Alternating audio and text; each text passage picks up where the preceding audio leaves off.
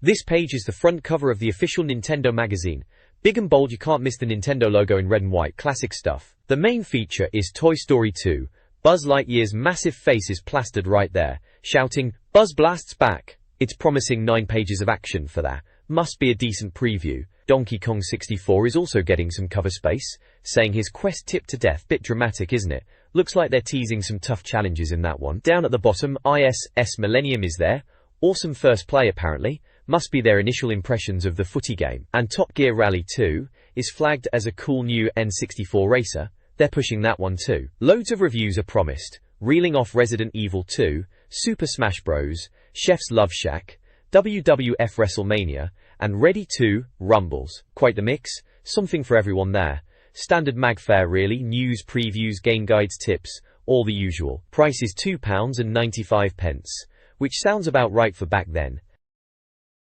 This advertisement promotes Ready 2 Rumble boxing for N64 and Game Boy Color. The ad prominently features the phrase, "Let's get ready to rumble," and showcases cartoonish boxers, Salu Atua and Afro Thunder. The game boasts the inclusion of Michael Buffer as the announcer. Ready 2 Rumble emphasizes its 16 totally funky fighters, and promises hidden combo moves and rumble power. It includes features like taunts, various punch types, and arcade, championship, and training modes. Players can also create and save their own boxes. The ad highlights the game's availability on N64 and Game Boy Color, credits midway, and includes a positive review from N64 Pro magazine. Overall, Ready 2 Rumble appears to be an over-the-top arcade-style boxing game.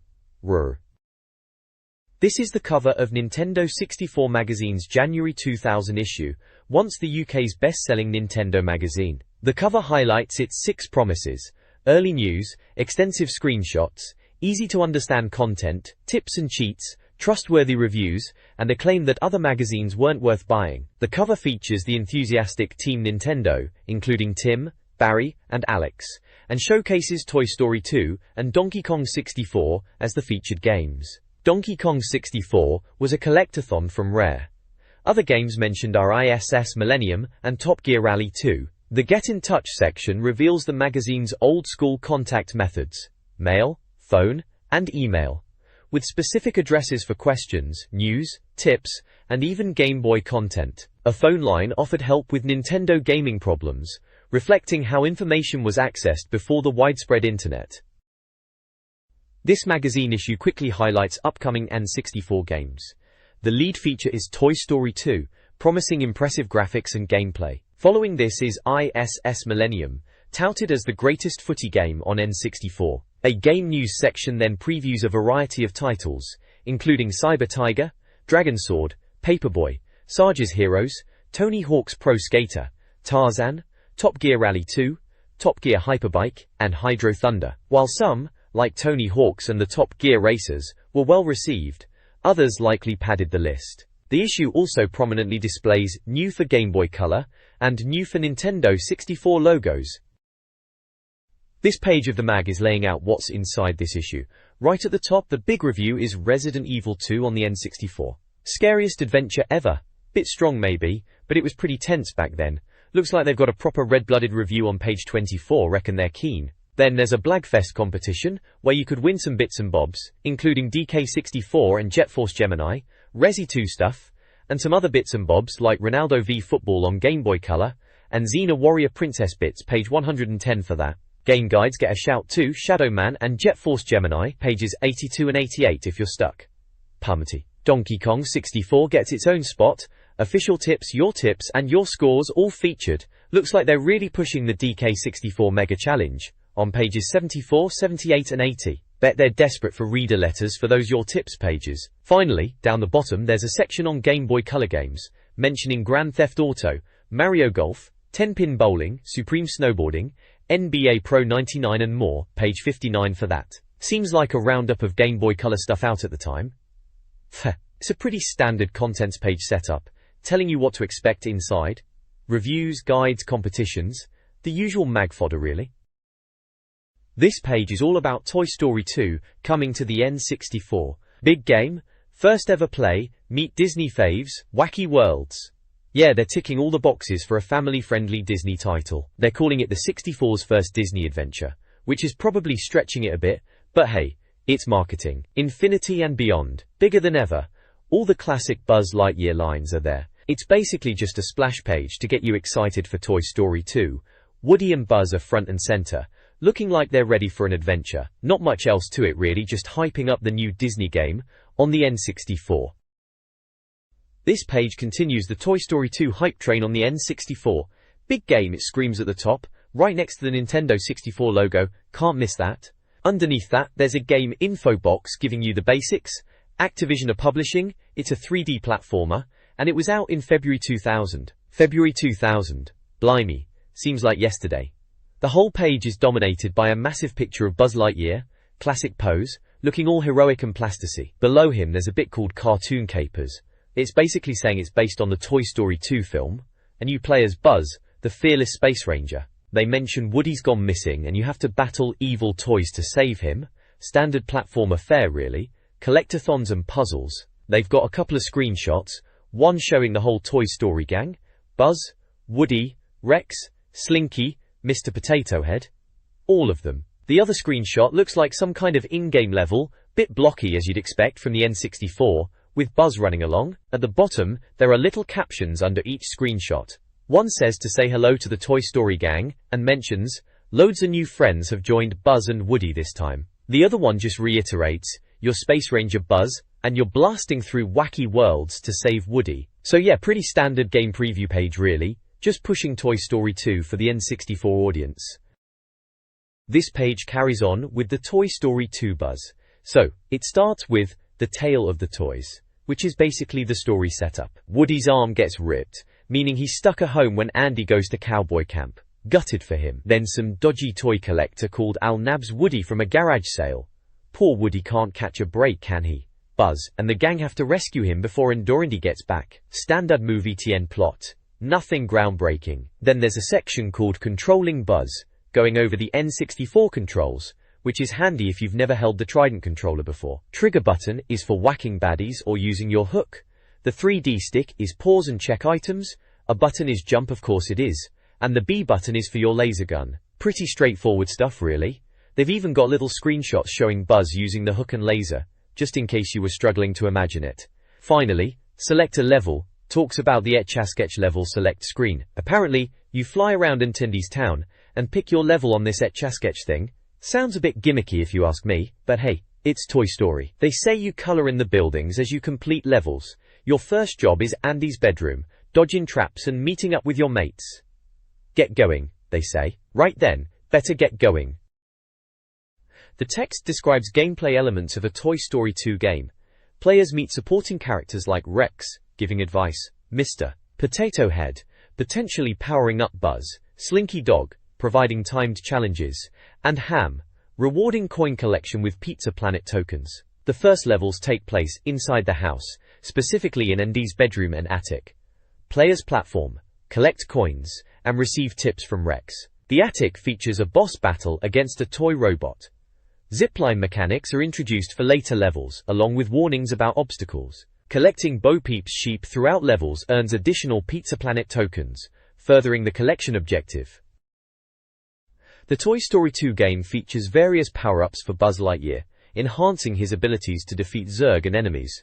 These include power boots for speed, a power disc for attacking, a cosmic shield for defense, and a grappling hook for reaching hidden areas. Players also collect items like batteries to recharge the shield, Pizza Planet tokens to unlock areas, extra lives, and a laser power-up. The text also describes the Race the RC Car minigame, a 3-lap race in the garage.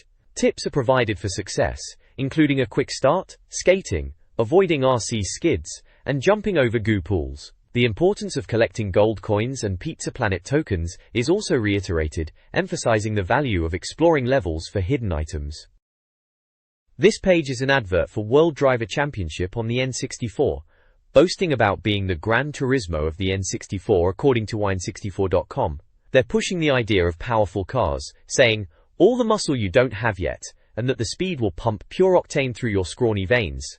Bit dramatic, eh? It's got 33 motors and 120 tracks, all international racing environments apparently. The screenshots show some in-game action, looking fairly typical for an N64 racer of the time. Midway and Boss Game Studios are behind it, so you know it's aiming for that slightly more serious racing crowd on the console. This N64 guide for Toy Story 2 details Buzz Lightyear's abilities and a level walkthrough. Buzz's silky skills include a double jump, pole swing, spin attack, ground pound, and ledge grab. His laser has red, yellow, charged, and green, rapid fire with power-up modes. The Andy's Neighborhood level walkthrough focuses on finding lost Green Army men in the backyard, involving mini-flares, plank traversal, and a kite boss battle. The Beat the Boss section provides tips for defeating the toy biplane boss, emphasizing wing blasting and avoiding close contact. The guide offers basic gameplay mechanics and level strategies, common for gaming magazines of that time. Tower.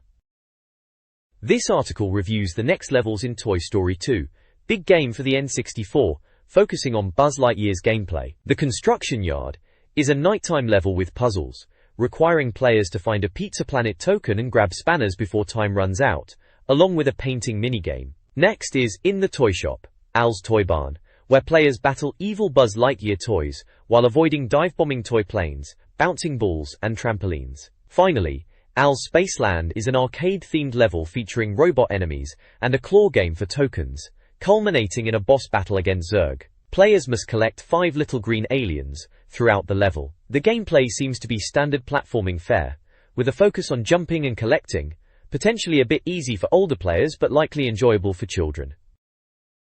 This page focuses on toys and gameplay features from the N64 Toy Story 2 game. The page highlights several toys, an alien with a flashing antenna, bucking Bronco, misnamed as Bullseye on the packaging, a high-tech Buzz figure, not from the film, and a classic Mr. Potato Head. The page also details how to use Buzz Lightyear's sniper sight in the game. Players are instructed to run from enemies, activate the sight with R, hold Z to target, and then press B to shoot. The sniper feature seems to be a central gameplay element, providing shooting action typical of an N64 platformer. This page is all about the Toy Story 2 game on the N64. In it, looks like they're focusing on a boss fight against Zurg, Buzz Lightyear's arch-nemesis. They've got these numbered screenshots showing you how to take him down, telling you to use your spin attack and move around when he's about to launch his deadly attack. Sounds pretty standard platformer fare for the time, nothing too groundbreaking but probably solid enough. There's also a bit highlighting a new Rex toy from the film, Rechosaurus Rex. They're saying he roars but he's still not scary, playing up his character from the films. And they've got a picture of Bullseye, Woody's horse, saying he's new to the Toy Story gang, which is technically true for Toy Story 2. Down at the bottom there's a Film Fantastic section banging on about the movie coming out soon in February, saying it's going to be great and all that. Standard movie time stuff to get you hyped for both the film and the game. And then there's the We Think box. Typical magazine hype really, saying Toy Story 2 is going to be the hottest movie, and the game's looking ace. They reckon cartoon nuts are going to go wild for Buzz. Bit over the top. But that's magazines for you back then, always trying to get everyone excited. It was a decent enough game from what I remember, perfectly fine for the kids. This millennium, Konami's attempt at a realistic football sim for the N64, promised a festival of footy action. Touted as the best footy ever, the game featured international teams, player control, and a then innovative career mode. The marketing hype was substantial, with promises of smooth gameplay and a chance to go all the way. Screenshots revealed typical late 90s 3D graphics, complete with gameplay tips for corners and saves. The game aimed for an action-packed experience over hyper-realism, likely a smart move for the N64 audience. With a March 2000 release, ISS Millennium aimed to capitalize on the excitement surrounding the new millennium of gaming. This page is showcasing ISS Millennium Big Game for the Nintendo 64. It's basically a big in-game screenshot, taking up most of the page, showing two blokes battling for the ball during a match. You've got one in a red and green kit, looks a bit like Mexico maybe, and the other in white and blue, definitely England there, with the 3 lions crest. They're proper pushing the boat out with the marketing blurb at the bottom, saying it's set to go straight to the top of the footy sim table, and that you'll be over the moon about it. Bit strong, even for back then, but hey, it's Konami trying to make a splash with their footy game on the N64. Coming right after the preview on the last page, they are really laying it on thick with the promises for this one. This page is still going on about ISS Millennium. They're running through the game modes. You've got the exhibition for a quick bash, league mode to see if you can last a season, The Cup, which is like the FA Cup, knockout rounds and all that, and then penalty kicks if you fancy practicing your spot kicks. In the choose your team bit, they are banging on about team formations and picking your side based on strengths. Apparently, if you like crossing, go for 442. Cheers for the tactical masterclass. They even point out that Brazil, Italy and England are meant to be the best, as if we didn't know that already. Then there's the option changes section, where you can tweak stuff like the keeper's skill and how strict the ref is, so you can fiddle with it to make it easier or harder, I suppose. The screenshots are just in-game shots, free kicks, action in the box, that sort of thing, with captions giving you little tips. Down at the bottom, more of these little nuggets of wisdom: keeper difficulty, ref strictness, and even a second camera angle to try. Might be alright if you fancy a change of view. Basically, it's a bit more in-depth than the last page, showing off the actual gameplay and options you get when you boot it up. Is Millennium Big Game highlights changes to tackling, with warnings instead of immediate cards for less severe fouls. Slide tackles still need to win the ball. Special moves are simplified, making them easy to execute with a single button press, unlike the complex controls of FIFA. New features include faster wingers, a toe poke shot, and looser tackles, where possession isn't always guaranteed. Wingers can now beat defenders. Goalies can make mistakes on clearances, opening up scoring opportunities. The game aims for a more dynamic and less predictable experience by introducing these gameplay adjustments. Is Millennium offers nuanced shooting, emphasizing control over placement using the 3D stick. Low shots are achieved with a tap of B, while holding it aims for the top corner. Avoid predictable shots directly at the keeper. The game encourages crossing from the touchline for scoring opportunities. The off-the-bench section highlights the importance of substitutions. Monitor player stamina, replacing tired players during stoppages. Fresh substitutes are always ready. The advice focuses on strategic player management, crucial for success in ISS Millennium. These seemingly simple tips were valuable insights for players at the time. Is Millennium, dubbed Big Game, focuses on a new career mode where players start as novice apprentices and improve their skills, heading, shooting, tackling, through football tasks. The goal is to develop a player with poor starting stats into a professional.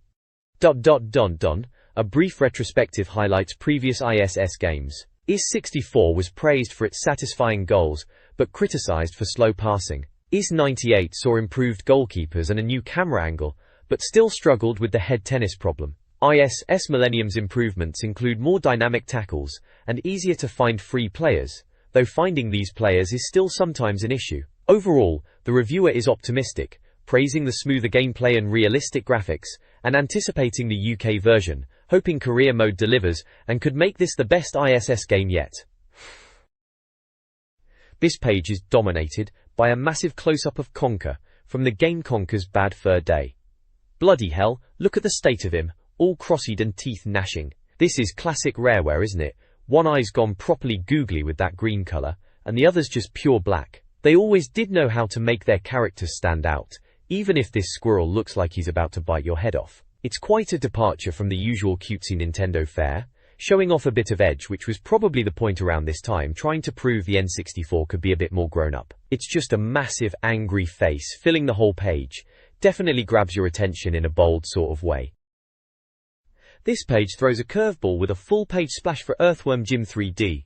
Hello boys, it shouts in big blue letters. Proper cheeky tagline that is. This is definitely aiming for that same slightly more grown-up tone as we saw with Conker, trying to show the N64 could be a bit edgy, not just kiddie stuff. It's plugging Earthworm Jim 3D as the third coming, bit dramatic, but hey, that's marketing for you. So yeah, Earthworm Jim, back in 3D, remember all that? Groovy. This review enthusiastically praises Resident Evil 2 for the Nintendo 64, awarding it an awesome rating. The reviewer highlights the game's scariness, emphasizing its impact on players at the time, and pointing out its graphic content. The review suggests it was a boundary-pushing experience on the N64. The scoring system is explained, confirming the game's high rating. Several other N64 games are mentioned with lower scores, illustrating Resident Evil 2's positive reception. Game information like the single-player mode, Rumble Pack compatibility, price, and release date, December 1999, are included. The review concludes that, despite potential downgrades from the PlayStation version, it was still a significant and classic title.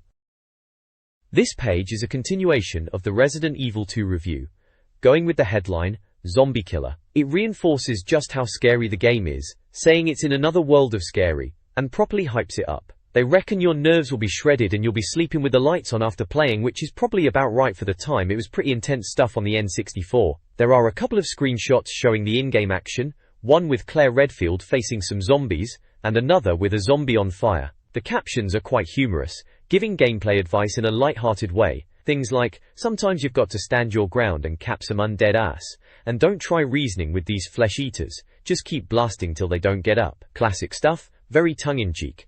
Gna.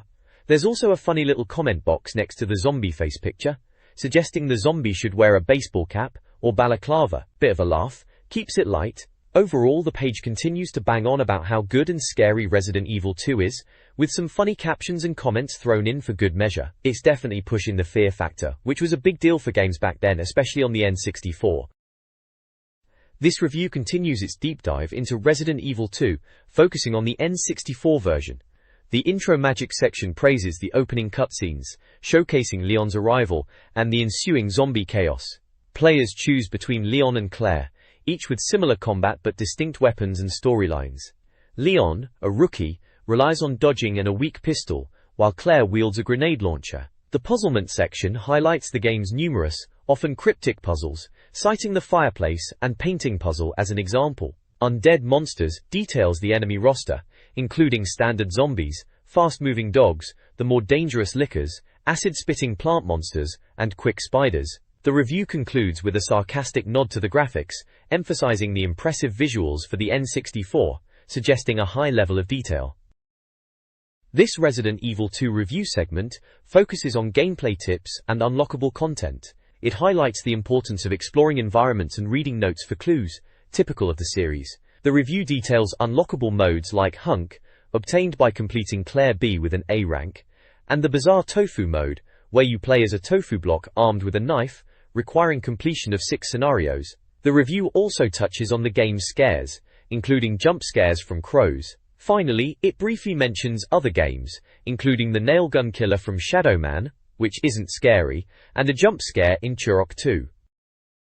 This page in the Resident Evil 2 review is all about the different routes you can take depending on whether you're playing as Leon or Claire. Remember back then, it was a big deal having two characters with slightly different storylines, adding to the replayability. Clever stuff really. They've even color-coded it for us. Leon's bits are in red, and Claire's are in yellow, bless 'em, trying to make it easy for us. So it shows you on a little floor plan of the police station's first floor, where each character goes and what they pick up. For Leon, it's all about getting the diamond key, window shutter cable, and some bits and bobs like shotgun shells, and a police report from a safe at the start. He's also having to deal with zombies, by a second diamond key door. Claire, on the other hand, after getting the diamond key, she's unlocking the door to the lobby and sniffing around for the eagle stone. Apparently, Claire's got a better nose for treasure or something. There's a little jab in there about Claire being brainier, because she sends Sherry to deal with the dogs, which is a bit cheeky, but you get the idea. It just shows you that even though you're in the same location, playing as Leon or Claire does offer a bit of a different experience, which is pretty neat for the time. Makes you want to play through it twice at least, doesn't it?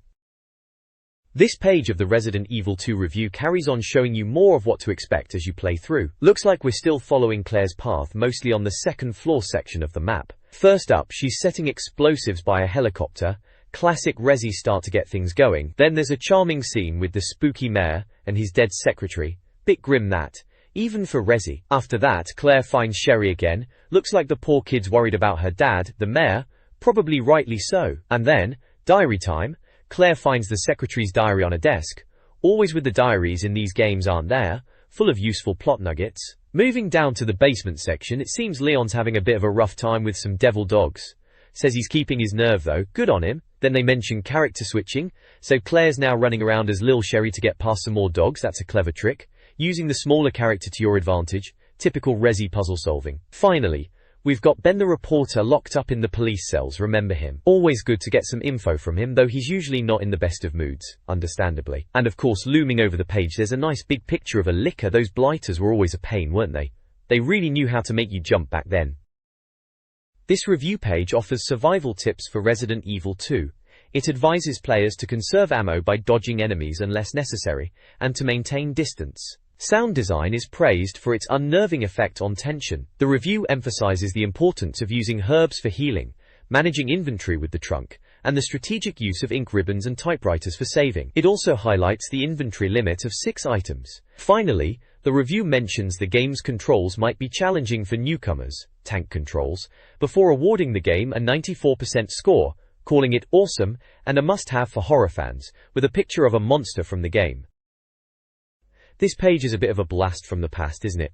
Looks like we're in the wrestling section, judging by the massive N64 controller diagram at the top. Down, right, mean it says, pointing to buttons, probably hinting at wrestling moves in some game. Below the controller, we've got a lineup of proper hard-nut wrestlers staring us down. Recognize The Rock front and center, alongside The Undertaker looking as grumpy as ever, and Chris Jericho with his smug face. Can't quite make out the others in the shadows. One's got a mask on, maybe Mankind? It's giving me vibes of WWF No Mercy, or maybe WCW/NWO Revenge, classics back then on the N64, for a bit of button-mashing wrestling action with your mates. No specific game titles mentioned here, just the general tough guy wrestler look and controller tips, probably just setting the mood for some wrestling game review or feature coming up in the magazine. Carmageddon 64 received a harsh review, scoring only 58%. While the game delivers on its promise of vehicular mayhem and zombie mashing, the review criticizes its shortcomings. Set in 2026, the game involves a trash racing championship, where players earn points by running over zombies. While the 2-player mode exists, the review cites it as being clunkier than single-player. The graphics are described as shameful, with jerky tracks and visuals reminiscent of an older console. The game offers various modes like Destruction and Eliminator, but the gameplay becomes repetitive. The review highlights the game's long length, but states the player will grow bored. The sounds are underwhelming, with car engines compared to vacuum cleaners. Overall, the review calls Carmageddon 64 a real disappointment, and one of the N64's worst races, suggesting an alternative in LEGO Racers. This page is an advert for WWF WrestleMania 2000 on the N64, proclaiming it the best wrestling game to hit the N64. It's a full-page spread, showcasing screenshots of the game and a bunch of wrestlers looking mean as you like. Low. They're really pushing the boat out here, calling it the most electrifying game in the history of sports entertainment. Bit strong, even for wrestling. There are quotes from game magazines plastered all over the page giving it top marks like 90%, 91%, 93%, 94%, calling it bonkers to miss out on, and the best wrestling game ever, on the N64. They're really laying it on thick, aren't they? The advert highlights a few key features, like over 50 WWF superstars, all the signature moves, create a wrestler mode, tons of new game modes, and improved gameplay and graphics. It's all the usual wrestling game blurb, but back then, WrestleMania 2000 was a big deal. It was seen as a step up from the previous WWF games on the N64. It was indeed a pretty decent grappler, especially if you were a wrestling fan. Gow. At the bottom there's the usual blurb from THQ and Jakks Pacific, with website addresses, and a helpline number for game tips. And of course, the Nintendo 64 logo to remind you it's for your trusty old N64. The next page is a review for Ready to Rumble Boxing on the N64. Looks like they're giving it a decent thumbs up, with the headline shouting "Boxers bruised, combos thrown, titles won." It's a full-page spread for the game, Ready to Rumble 2, just Ready to Rumble it is then. Rindoker. The game info box tells us it's priced at £39.99 and due out on the 10th of December. They're highlighting the Rumble Pack and Memory Pack compatibility, and it's multiplayer of course. Can't have a boxing game without a mate to beat up, can you? Take a. The review itself, or rather the we said bit, reckons to prepare for Ready to Rumble Boxing, because this game is shaping up to be the king of the ring. Strong words, eh? The page features a couple of the boxers in the game, a big, slightly lardy fella, looking a bit surprised, and another bloke with a massive afro ready to go. Down at the bottom there's a bit of text that's a bit cheeky. No prizes for guessing why this guy's known as Afro. Nintendoids? Subtle lads. Very subtle. This page continues the Ready to Rumble Boxing review. It's all about the gameplay and the characters in this bit. They're saying if you weren't into Knockout Kings 2000, this one might be more your cup of tea because it's less about realism and more about just having a laugh, which, let's be honest, sometimes is exactly what you want in a boxing game. It's all about picking a crazy character and bashing your way to the top. Kiviri? The looks section is pretty straightforward. They reckon the arcade-style graphics are good, and the character animations are impressive, which for the N64 back then, yeah, it wasn't bad, was it? Warrantus. Then there's the Rumblers section, which introduces some of the boxers you can play as. There's Boris Nokimov, a 30-year-old heavyweight, apparently a good all-rounder, a safe bet they reckon. Then there's Jet Iron Chin, a young, fast Japanese fella, light on power though apparently. Butcher Brown is a big, slow heavyweight, but watch out for his left hook, they say. Afro Thunder, no prizes for guessing his haircut, is another lightweight, quick but not strong, who'll run rings around opponents. Finally, there's Selene Strike, the token female boxer, who might not look tough, but can hold her own against the big lads apparently. So, a decent mix of characters there to choose from. This review of Ready to Rumble focuses on its gameplay aspects. The sound is praised for its speech, but the music might become repetitive. Game modes include championship, training, title fights, prize fights, and exhibitions. The Rumble meter allows for special moves after spelling out Rumble with punches. Fighter introductions with trash talking are highlighted. The game length is deemed substantial, particularly in arcade and championship modes. The game receives an 84% score, commended for its fast, fun gameplay, appealing fighters, and engaging single-player championship mode. It's recommended for those seeking a more arcade-style boxing experience. The next page is a full-page advert, and crikey, it's a blast from the past, isn't it? It's for South Park Chef's Love Shack. Remember that one? It was plastered everywhere back in the day. Looks like Comedy Central and Acclaim were really pushing this game. Apparently, all our favorite South Park characters are waiting for us in Comedy Central's South Park Chef's Love Shack. Bit dramatic, eh? The advert bangs on about hot buttered game loving, with dozens of crazy minigames and outrageous trivia questions. They're really selling the love angle, aren't they? It also mentions insane soundbites, which, fair play, South Park always had some cracking sound clips. It's a big multiplayer loop-in, whatever that's supposed to mean in gaming terms. Visually, you've got Chef right in your face, looking all cool with his shades and chef hat. The usual South Park kids are there too, Stan, Kyle, Cartman and Kenny, looking their usual selves. There are a few little screenshots of mini-games, nothing too exciting, looks like some quiz type thing, and some platforming bits with Cartman. At the bottom it shows it's for PlayStation, Dreamcast, Nintendo 64, and PC CD-ROM, covering pretty much all bases back then. And of course, the warning about mature content, because South Park, naturally. Simpler times, eh? Armorines. Project SW.ARM for the N64 is reviewed. The game, released in December '98, features a tagline promising insect invasion action. The gamebox art depicts a swarm of beetles attacking an armored figure. The review, titled Insect Invasion, GAI, details a game where players, clad in super hard armor, must fight back against an insect army. It boasts smart enemies, numerous weapons, and demands sharp reflexes.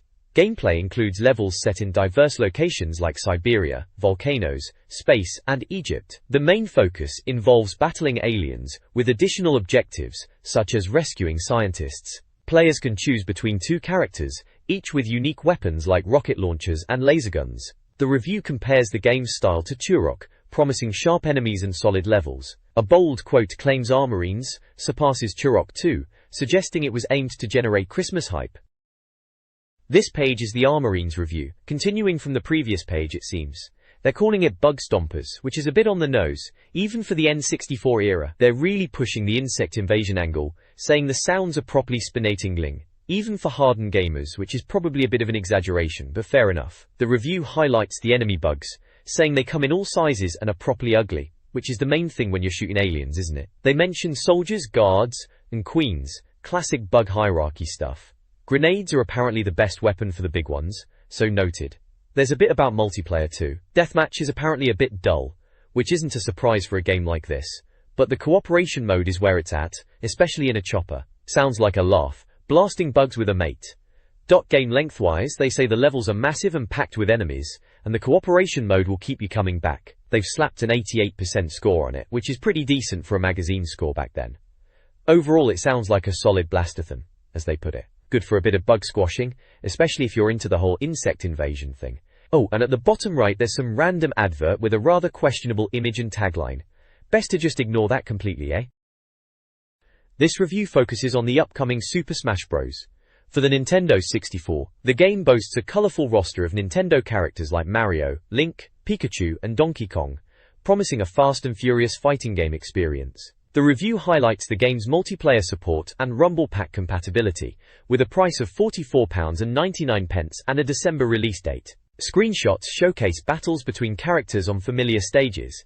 The We Said box features enthusiastic commentary, praising the game's charm and exciting gameplay. The review concludes with a 4/5 rating, calling it a proper N64 classic and signaling the reviewer's excitement for the game. This review of Super Smash Bros. Details key aspects of the game.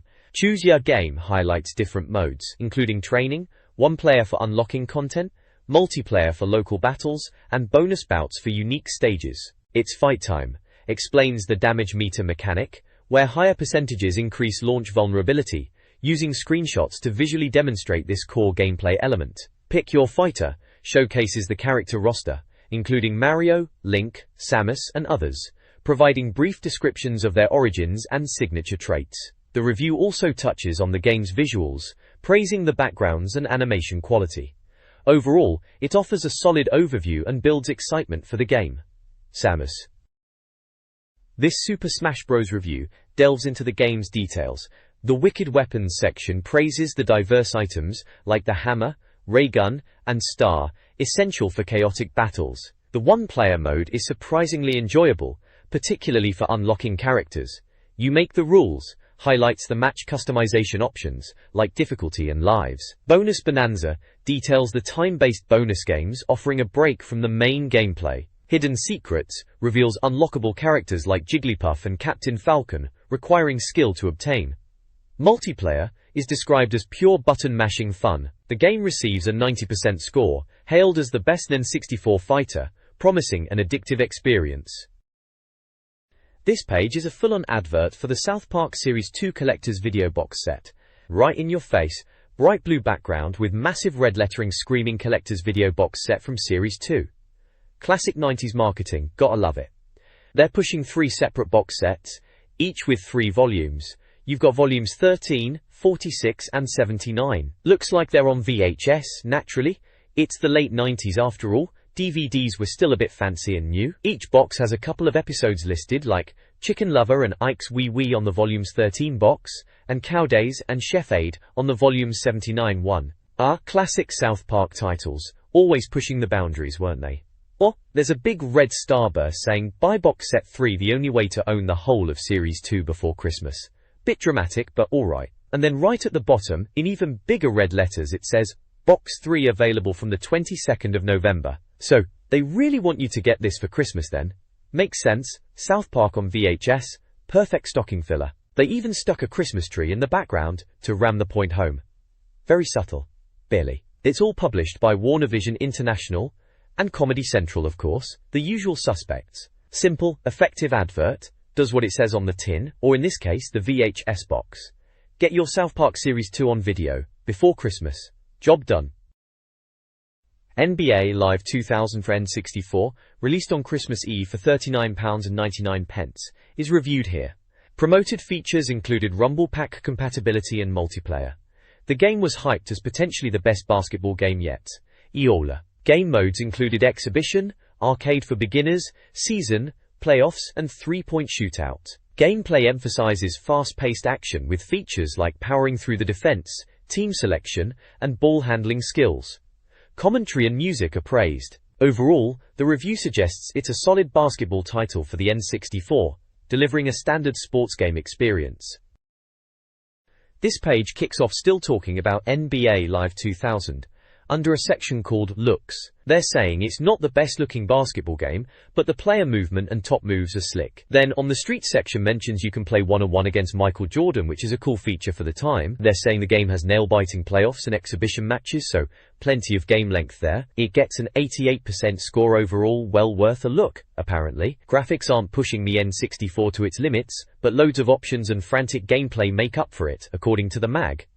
Deck. Then it flips over to Lego Racers. Big red letters, you can't miss it.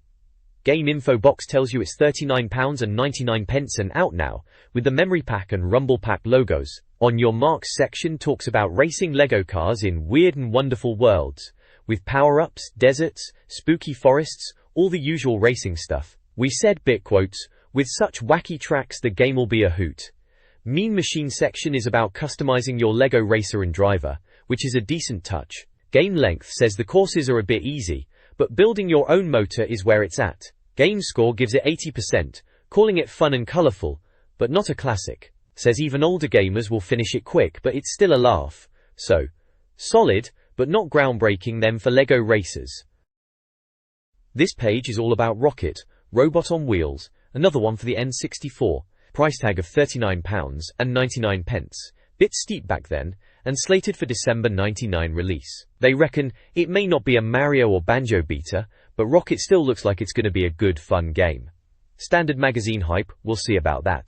The game's about this little robot called Rocket. He's on a unicycle, naturally, and he's got to save Whoopi World from some nutcase called Jojo who's gone, well, nuts, and wants to mess up the park reopening. Dr. Gavin's the park creator, relying on Rocket to sort it out. Sounds like typical platforming fare from the era. They're calling the game worlds Wacky Worlds, surprise surprise, and saying they are made of 7 color-drenched worlds with themes and challenges. Apparently you collect tickets and find spare parts, bash baddies, the usual drill. Levels mentioned are Clowny Island, the training level, Paint Misbehaving with testing puzzles and sheep, and Arabian Flights, which is set in the clouds and you need to fly. Looking at the screenshots, it's got that colorful, slightly blocky N64 look. Pretty standard for platformers of the time, to be honest. They mention a character called Tinker who gives advice, which is probably the game's hint system. Seems like a decent enough platformer, if a bit generic. The review praises Rocket, Robot on Wheels for its vibrant visuals and smooth animation, considering its N64 limitations. The game features unique platforming mechanics, including a tractor beam, grapple hooks, and an ice-making freeze move, adding variety to the gameplay. Instead of large bosses, players will encounter numerous smaller enemies, like electrocuting insectoids, and platform-pushing foes. The music is described as immersive, although N64 soundtracks are acknowledged as inconsistent. The game boasts diverse level themes, such as JoJo's World, Food Fright, Pyramid Scheme, and Mind Blowing, offering a standard yet potentially enjoyable platforming experience. Overall, the review anticipates the game's release, hoping it surpasses the quality of other titles from the era. This review of Rocket, Robot on Wheels dives into the gameplay, after praising its graphics and platforming. The game features a fun and game section with quirky minigames, including a chicken-based noughts and crosses. Puzzle Trouble forms the core gameplay, requiring players to solve environmental puzzles, with a hint system included. The game also boasts a variety of secret vehicles, like a motorized hot dog, flying carpets, and hovercrafts, adding to the gameplay variety. The reviewer notes the game's length and regrets the lack of multiplayer. Overall, the review gives the game a 90% rating and an awesome award, calling it a real treat and an N64 classic, suggesting it was a standout platformer. This page, blimey, it's a proper blast from the past. An advert for Jakarta, remember them? Unfair Advantage number 26, it says, up top with some bloke with massive yellow gloves, looks like a goalie. Kevin's Hansen approach saved goals throughout the season. Bit cheesy, but it's an ad. What do you expect? It's all about saving money apparently. Their online approach saves you warranties on top game titles. Huge range at low prices. 48-hour delivery, they claim. Back then, online shopping was still a bit of a novelty, so this was probably quite a big deal. Getting games delivered to your door. They're pushing Donkey Kong 64 and Super Smash Bros. 2 massive N64 titles. Donkey Kong 64, that was a collectathon and a half, wasn't it? Remember all those bananas? And Super Smash Bros., the original party brawler. Absolute classic for messing about with your mates. They've got the FreeServe logo on there too, must be how you get to their website, www.freeserve.net. Remember dial-up internet, those were the days. Not really. Games, office and educational software DVD info DVDs were still fairly newish then. Then at the bottom, big and bold, www.jakarta.co.uk at Jakarta, or phone 0800 09 20077. Enjoy the unfair advantage, their slogan. Telephone lines open Monday to Friday 9 a.m. 9 p.m, Saturday and Sunday 10 a.m. 4 p.m. Proper opening hours listed like that, it's so 90s. Just a straight up advert for getting your games online, or by phone, nothing too fancy. This page then, right, it's all about WWF WrestleMania 2000 for the N64. Proper wrestling game this was. It's a review from the magazine, and they're calling it Nintendo Awesome right on the page, so they clearly liked it. Up top it says moves mastered, belts won, ace wrestlers created, all ticked, so sounds like it ticks all the boxes for a wrestling fan. Game info box says it cost £49.99, which was a fair whack back then, mind you, and release out now, so it's fresh out the door. It uses the memory pack and rumble pack, standard N64 stuff. They reckon it's shaping up to be the biggest fight fest and a grappling treat for wrestling fans. Bit strong words, but hey, it's a magazine review. Bring the house down bit talks about the excitement and all the grapples and moves. They mention Royal Rumble and King of the Ring modes too, so plenty to get your teeth into. Graphics wise, under looks, they're saying it's cream of wrestling titles with top-notch animation and ringside action that looks fantastic. Bit over the top praise, but it probably looked decent enough for the time. Then there's Fight Night saying if you like the WWF telly stuff, you'll be well into this. Loads saying to fight options apparently, cage matches and four-way fights, all the usual wrestling shenanigans. So yeah, sounds like they're giving WrestleMania 2000 a big thumbs up. Must have been a good nom for its time. WWF WrestleMania 2000's review highlights the game's roster of WWF heroes, The Rock, Triple H, Stone Cold Steve Austin, The Undertaker, and Mankind, showcasing their signature moves and stats. The review boasts about the game's realism, including pre-match taunts. Gameplay tips include climbing in cage matches and utilizing super moves like combos, throws, and turnbuckle maneuvers, plus weapons like bins. The game features King of the Ring and exhibition modes, offering standard match types and arenas like Raw and SummerSlam. Overall, the review is highly positive, emphasizing the game's features. This page takes us deeper into WWF WrestleMania 2000 on the N64, and it's all about the spectacle. In it, they're showing off the awesome finishes, explaining how to pull off those special moves. You gotta wallop your opponent, get that attitude meter soaring, wait for special to flash up, and then bam, hold opponent and twiddle the 3D stick to unleash a devastating finisher. They've got step-by-step pictures, looks pretty straightforward. Gebby. Then there's a section called Watch It Again, which is all about the replay feature. Apparently, if you pull off a particularly impressive move, the game lets you watch it again from different camera angles. Always good for showing off to your mates when you've properly flattened someone. What do you reckon? Section asks the big question. Is WrestleMania 2000 the best wrestling game on the N64, or is WWF Attitude better? Bit of a cheeky plug for their own review on page 104 there. Finally, they touch on Create a Wrestler. Looks like you can make up to 16 of your own grapplers, give them signature moves, and even their own entrance music. They show screenshots of the customization options, picking faces, hairstyles, tattoos, masks, and even decking them out in different wrestling gear. They've even created their own Hulk Hogan lookalike. Fair play, custom wrestlers were always a laugh back then. Good way to spend an afternoon arguing about who's better, your Frankenstein wrestler or your mates. This review of WrestleMania 2000 highlights its multiplayer mayhem, suggesting 4-player matches are chaotic fun.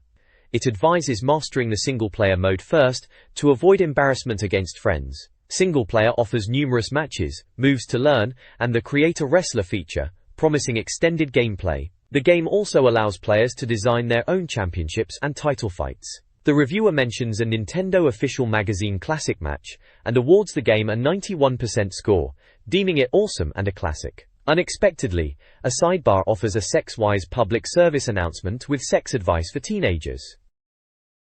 South Park Chef's Love Shack for N64 is a multiplayer party game released in December 1999, similar to Mario Party. The reviewer found the strange idea surprisingly fun, promising laughs for fans of the show's humor.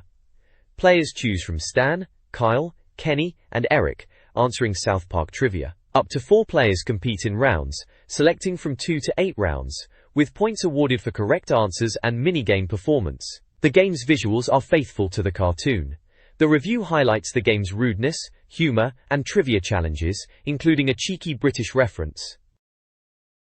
Chef's Love Shack is a South Park-themed game, featuring a variety of minigames like Stampede, Snow Forts, and Asses in Space. The game retains the show's humor, with classic voice acting and a Wheel of Fortune-style feature. Question types range from easy to obscure, testing players' knowledge of South Park characters. The review notes that the game length is decent, though questions may repeat. Overall, the game received an 81% rating, recommended for fans of the show, describing it as a hilarious experience, especially with friends. WCW Mayhem on the N64, released for Christmas at £39.99, offered multiplayer, memory pack and rumble pack support. The game featured 50 WCW and NWO wrestlers with various modes, including solo and tag team matches. The review praises the serious grappling action and backstage brawling, highlighting the use of weapons. However, the graphics were criticized as inferior to WWF Attitude, and the creator-wrestler mode was deemed poor. While the music and commentary were positively received, the reviewer found the game length adequate, but not replayable. Ultimately, the review concludes that WCW Mayhem was a letdown, recommending WWF WrestleMania 2000 instead, and awarding it a score of 70%. This page is a full-page movie poster. In it, it's for mystery men. And it's got that tagline, "Not your classic superheroes, they're the other guys." Looks like a comedy film from the late 90s. Judging by the style, you've got Ben Stiller looking all moody in the middle, and then a bunch of other faces around him: Hank Azaria, Claire Forlani, Gianni Garofalo, Eddie Izzard, Greg Kinnear, William H. Macy, Kel Mitchell, Lena Olin, Paul Rubens, Jeffrey Rush, Ben Stiller, Wes Studi and Tom Waits. Blimey, they got everyone in this movie. Says it's coming to cinemas nationwide from Boxing Day, and there's a little bit at the top right corner shouting, "Be a superhero!" Play the online game at www.mysterymengame.com. So looks like they were trying to get people to go online for a game time, which was probably all the rage back then, everyone getting on the internet and all that. Soundtrack features Smash Mouth apparently, with their hit single All Star. Right, so movie advert then. This page is a full-page advert for gameplay.com, right? It's got this geezer with a right cheesy grin plastered across his face, proper into his N64 controller. Mad about life, serious about games, it says at the top in big letters, can't miss it. They're pushing their website, gameplay.com, as the place to get your games. They've got a few game boxes floating around him, games you might recognize from back in the day. There's Hybrid Heaven, remember that one? Bit weird. Part wrestling, part shooter. Never quite knew what to make of that one. Then WWF Attitude. Gotta have some wrestling, right? Tonic Trouble is in there too, that platformer with the purple bloke, think that was Ubisoft. And Duke Nukem. 0 Hour, Duke on the N64, bit of alright action if you were into blowing up aliens.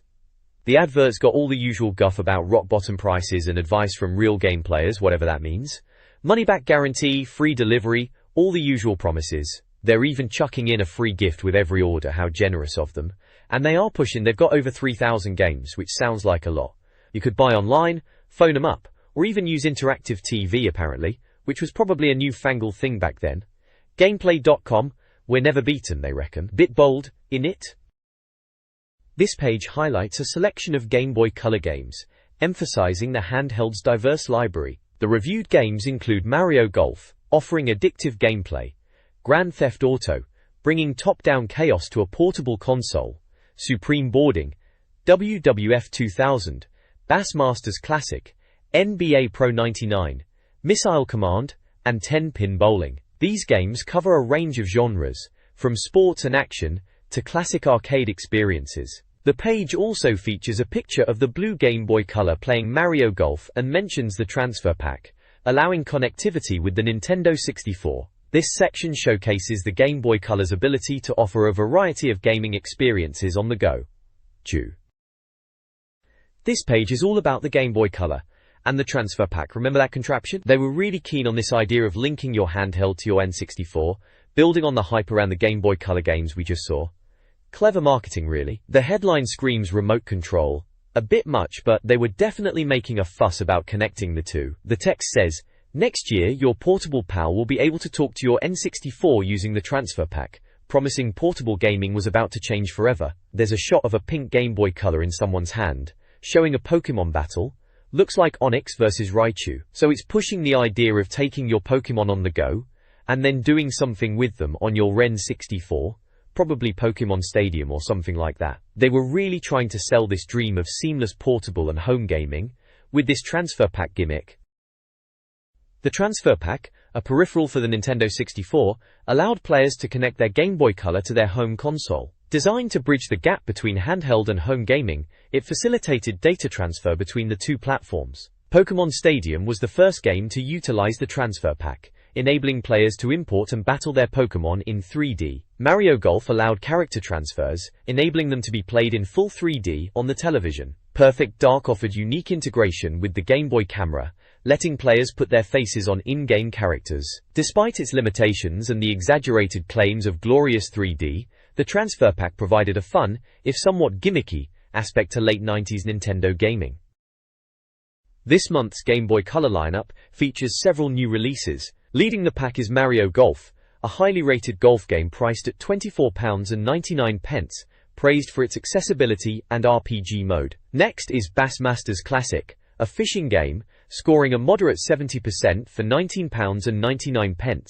Missile Command, a port of the arcade classic, is also available for £24.99, but is considered a bit dated, earning a 73% score. Finally, Grand Theft Auto for the Game Boy Color is listed, also priced at £24.99, offering open-world mayhem, and likely controversial for Nintendo at the time. This Game Boy Color game review highlights a selection of titles. Wrestling fans could choose between WrestleMania 2000 65% and WWF 2000 77%, both with link cable support. 10-pin bowling, 65%, offers a basic bowling experience. Grand Theft Auto, a surprise hit, receives a glowing 90% score for its chaotic gameplay, although it's a battery hog. Supreme Snowboarding, 82%, offers fast-paced snowboarding action. NBA Pro 99 85% brings 5-on-5 basketball action. The standout game is Grand Theft Auto, showcasing the system's potential. This page is a blast from the past. In it, it's all about winning stuff. Classic late 90s magazine competition style. You've got Pokémon prizes at the top, naturally, with Pokémon Game Boy Color games, red and blue versions, and Pokémon goodies trading cards, posters, the usual Pokémon tat. Below that, it's console heaven. Win Sony PlayStation. Win colored Nintendo 64. Win Sega Dreamcast. And even a Pentium 2 IPC. Then there's Win PSX games and Win 64 games, with screenshots of games I vaguely recognize. Grab a Game is a smart way to get the game of your choice. Pick your machine, pick your game, guess the code, simple as. Go 4 goals, sounds like some quiz thing to win TVS, video recorders, PlayStations and all sorts. Snooker is another instant win game for Dreamcast, PlayStation and N64. There's a Win Panasonic mobile phone, remember those bricks? And Win South Park stuff, gotta love South Park. Win TV, and Video Combi, the height of tech back then. And even Win WWF wrestling prizes, 90s Attitude Era stuff. Good times. Prizebuster promises bigger prizes for higher scores. And finally the cheat machine for N64 and PlayStation cheats and tips, costing 60p a minute cheeky. It's all phoning competitions, calling premium rate numbers, costs up to £3 a call, so you'd better have asked your mum or dad first. A proper snapshot of gaming mags back in the day. This Nintendo 64 magazine page, guided by Yoshi, promises a monthly update on all things N64. It covers new gear, like rumble packs and steering wheels, pages 67 to 71, and highlights essential games to buy. Sales and rental charts, page 70, 5 of the best N64 titles, and budget-friendly N64 bargains are included. A £5 off game offer is advertised, page 70. The page breaks down a scoring system, 0 to 100, with games scoring over 90 considered awesome. Donkey Kong 64, the main focus, is reviewed on page 66. Resident Evil 2's review, found on page 24, is also mentioned. The page aims to guide readers toward the best N64 games and equipment. This review roundup for the Nintendo 64 highlights games perfect for Christmas shopping. Flight Shooters, Aero Fighters Assault, and Aero Gauge received low scores. Beetle Adventure Racing, Charlie Blast, and Chopper Attack got mixed reviews. Command & Conquer, All-Star Baseball 99, and Cruisin' World got good scores. Body Harvest, Destruction Derby, and Diddy Kong Racing impressed with high ratings. Donkey Kong 64 and Banjo-Kazooie were highly praised, scoring 96%. Buster Move 2 and 3 were considered fun puzzle games. Upcoming titles include Super Smash Bros., Turok, Rage Wars, and ISS Millennium. The review recommends Jet Force Gemini as a blasting classic for £49.99. This page reviews Nintendo 64 Rumble Packs and games, perfect for Christmas. The official Nintendo Rumble Pack is the best, with other options available ranging from transparent to rechargeable. Prices vary. Game reviews are mixed. Duke Nukem 64 and Zero Hour, Zero X, and GoldenEye 007 are highly praised. FIFA games have a wide range of scores, while F1 games generally fare better. Earthworm Jim 3D is disappointing, with Gex 64 Glover and Hexen 64 receiving mediocre reviews. Hot Wheels Racer is deemed boring, and Dual Heroes is considered poor. This page reviews a variety of N64 games.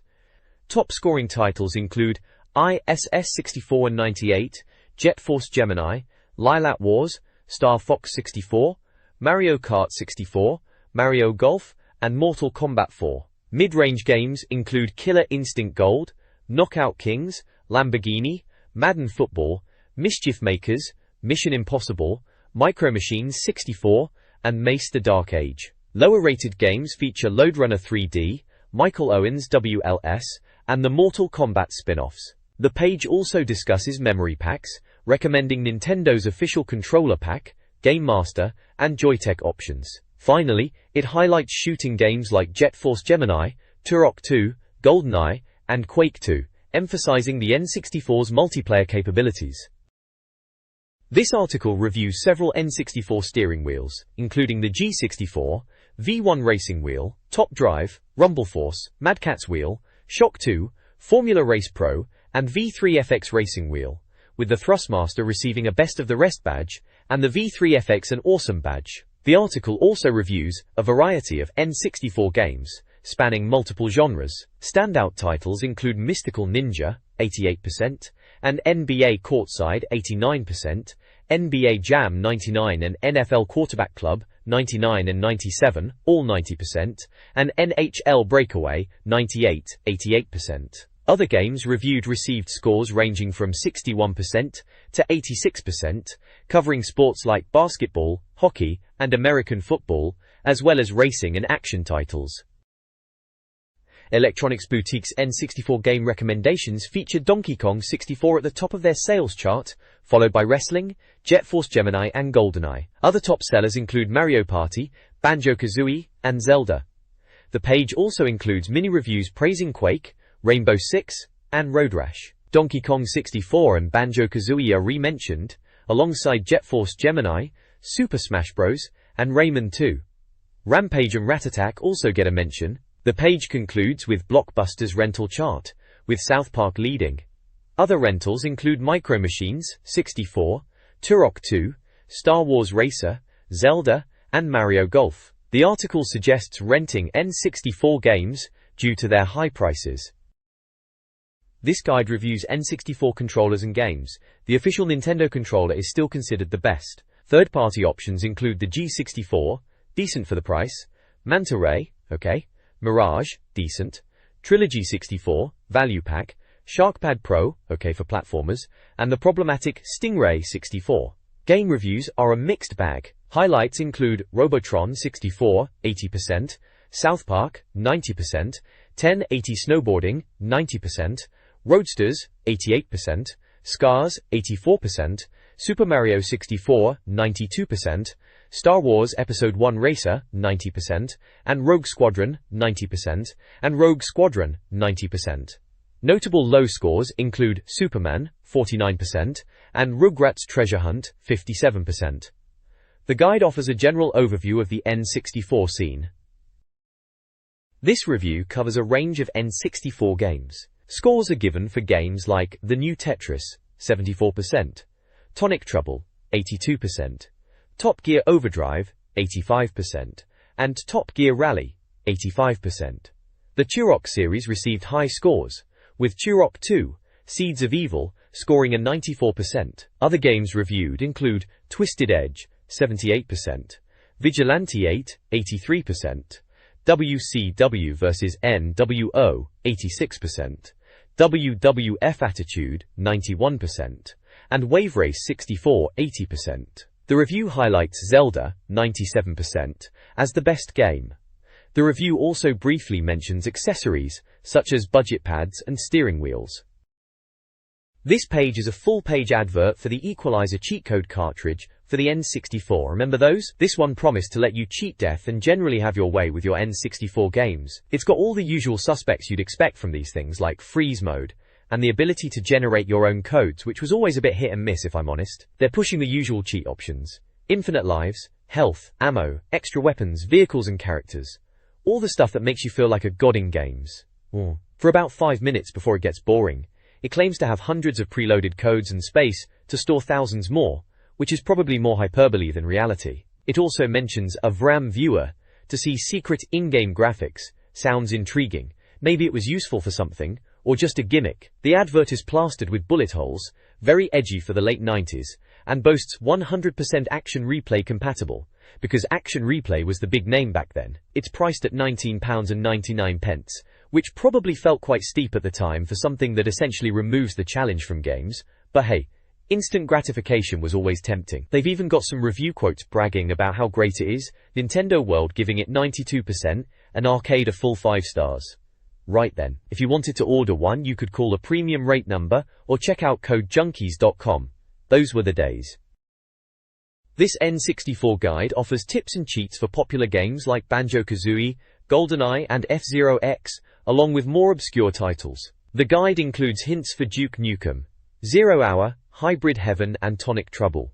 There's also a section for reader submissions and score bragging. Specific tips are provided for Shadow Man, Jet Force Gemini, unlocking characters via totem poles, and DK64. Duke Nukem, 0 hour rewards completing levels with new multiplayer characters and modes. Finally, a Pokemon tip suggests leveling up weak Pokemon by swapping them out during battles.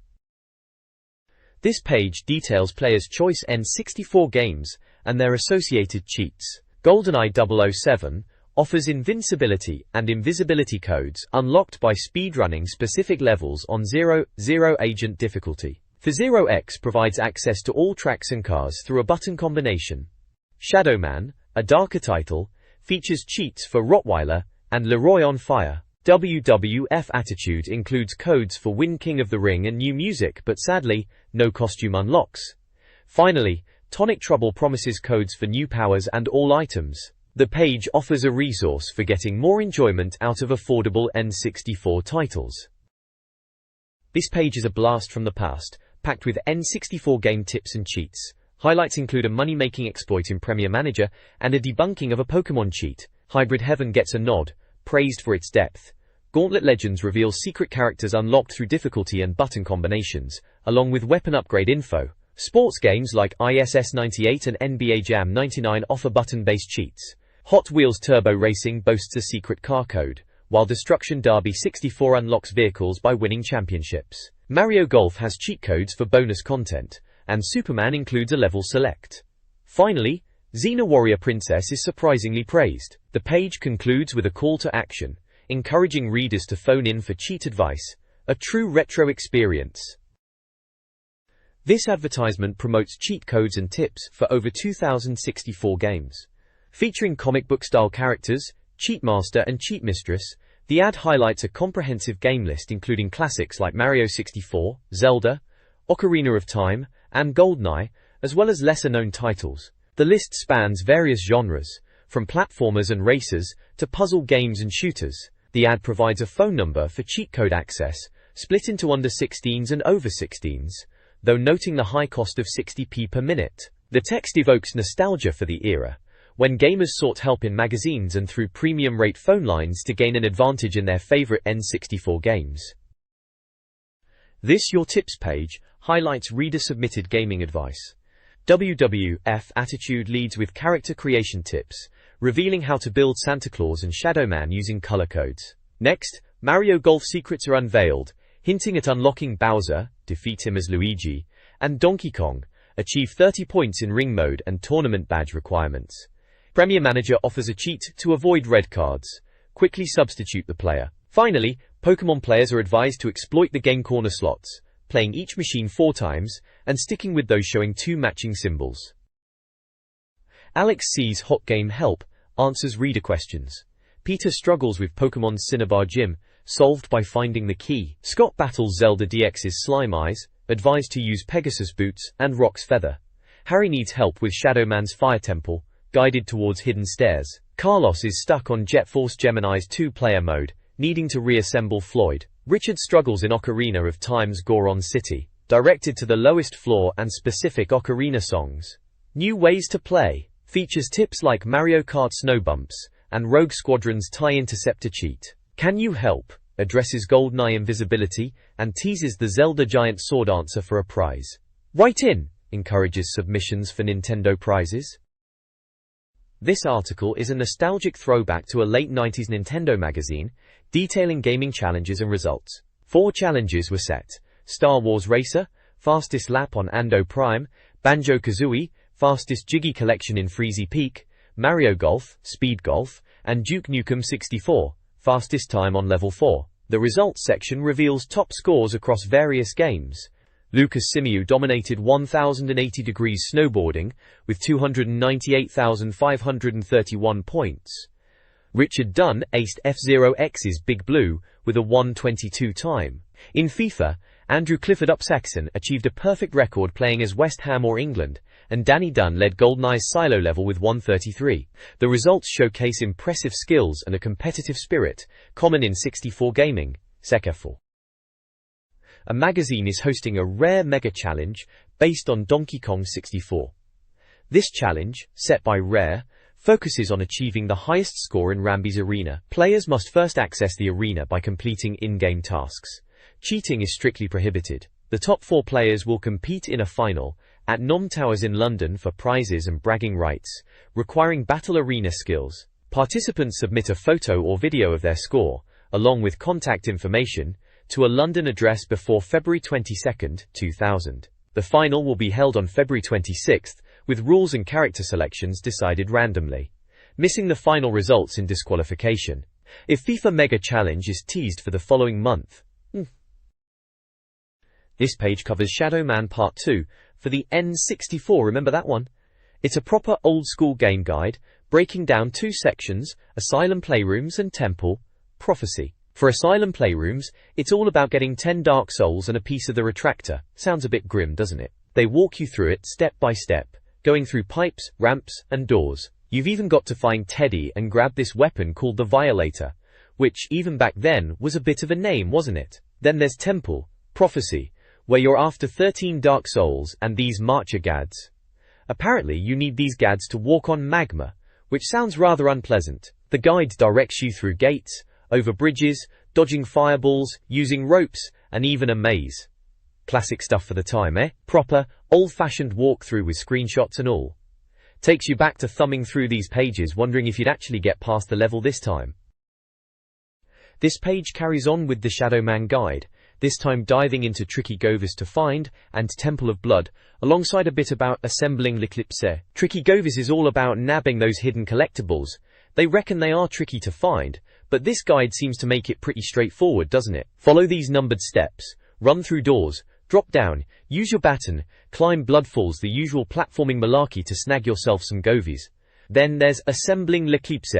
Sounds important, this. Apparently it's vital kit for walking amongst the living, which, given it's Shadow Man, is probably a good thing. They say you need to backtrack and pick up anything you missed, and you'll need all your powers to defeat the 5 in the upcoming battle.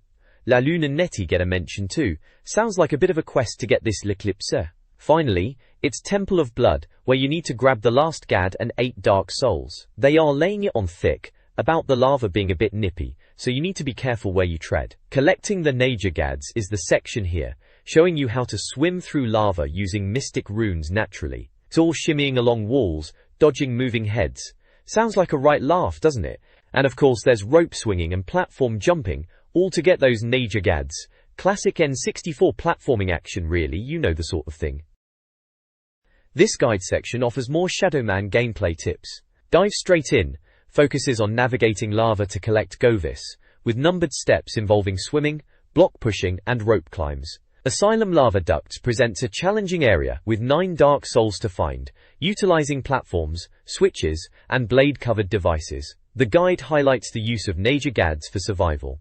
Finally, Down Street Station, London, shifts scenery to a historical and spooky setting. Players must use retractors to find a Dark Soul, encountering Jack the Ripper's diary and corpse interaction, involving exploration through specific pathways and using collected tools. The game continues its emphasis on exploration and item collection.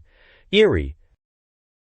This guide offers tips for Shadow Man, focusing on Mordant Street and Asylum, Undercity. Mordant Street involves defeating the home improvement killer in a boss fight, requiring players to navigate puzzles to turn on the power and ultimately confront the killer. The guide provides numbered steps and screenshots, though it's deemed overly simplistic. Asylum, Undercity requires collecting the retractor to access the Schism Trace, involving navigating the level via standard Shadow Man gameplay elements. The guide also covers missed items and secrets, including collecting Govis and Trueform Soul, encouraging players to revisit previous areas. Overall, the guide provides basic assistance, but is perhaps unnecessary for experienced players.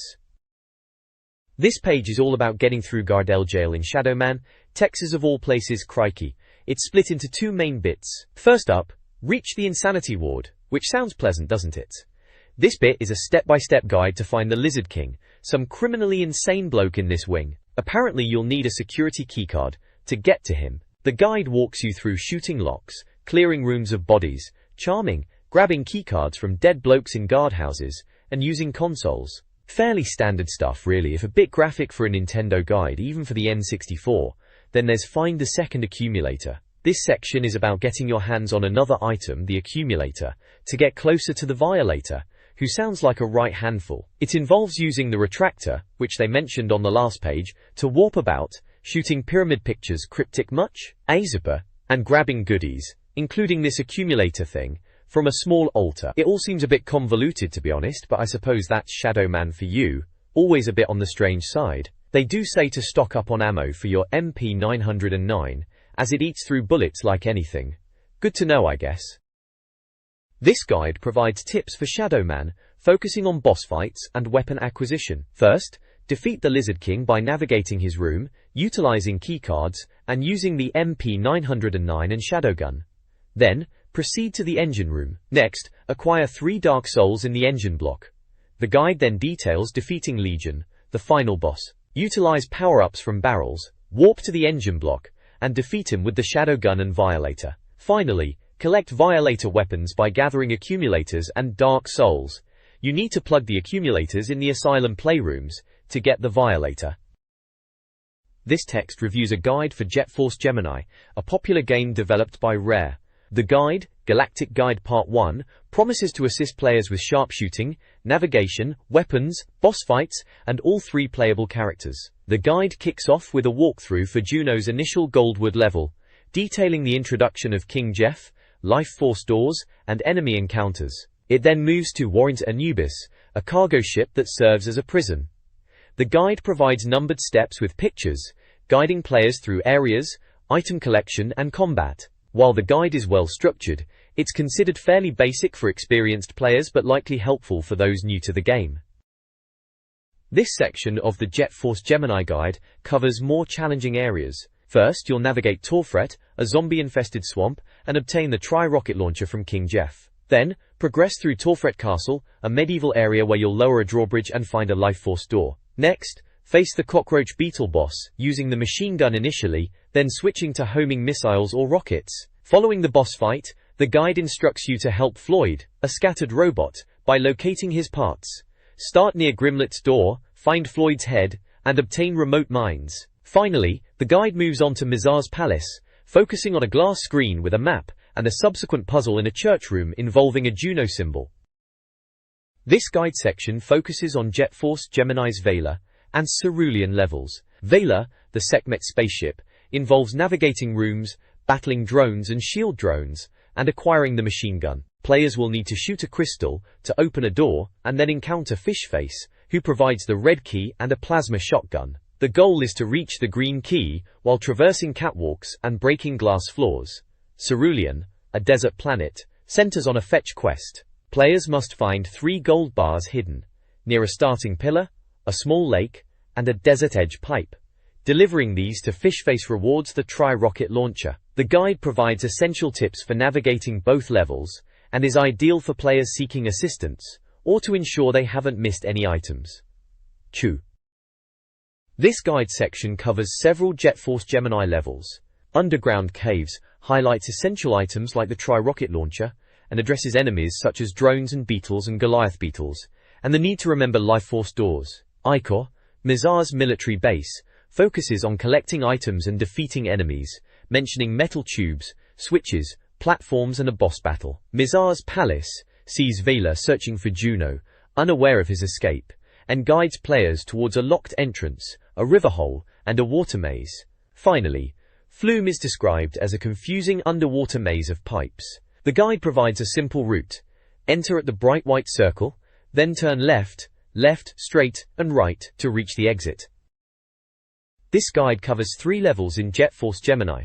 Lupus, a grim industrial area, requires players to find plasma shotguns, machine guns, and various colored keys. Eshabone, a toxic planet, features gas, acid, and platforming challenges, including using grenades and homing missiles. Rith Essa, a ruined mountainous planet, includes waterfalls, caves, and garden areas, all while battling killer robots and collecting Gemini holders. The guide points out key items and areas crucial for progression, providing basic help for players navigating these levels. This guide offers tips for Jet Force Gemini, covering the Mantid bosses, the journey to Mizar's palace, and the endgame. The Mantid strategy involves using the pistol and homing missiles. The guide details Lupus's arrival at Mizar's palace, the reunion with Vela and Juno, and the upcoming battle. The meeting section reveals the game's progression, including the first encounter with Mizar. The guide emphasizes the need to rescue all tribals to obtain the final spaceship part from King Jeff, leading to a collectathon. King Jeff provides upgrades. Next month, Tease promises further help with spaceship parts, tribals, and the final Mizar battle, offering sarcastic encouragement. Overall, the tips page aids players with tough boss battles and completion challenges.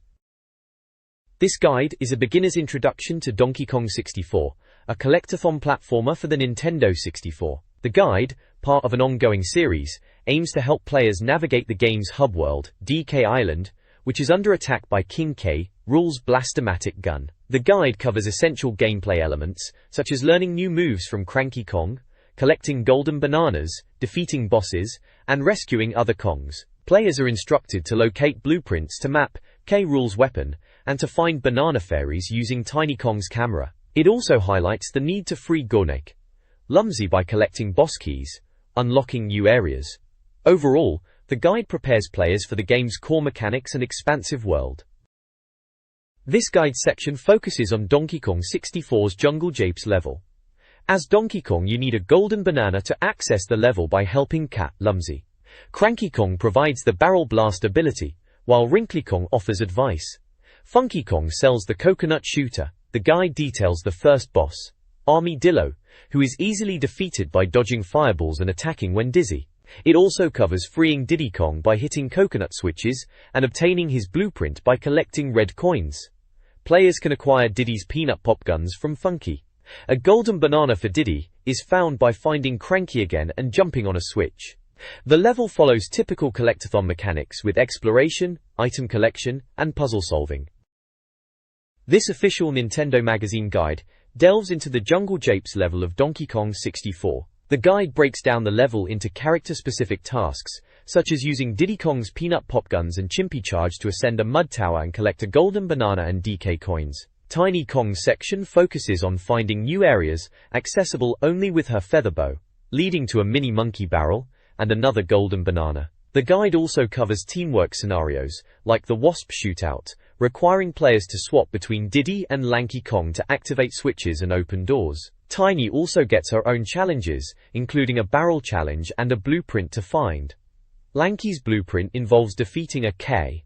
Rool soldier. The guide is very thorough, assisting players in collecting golden bananas and blueprints.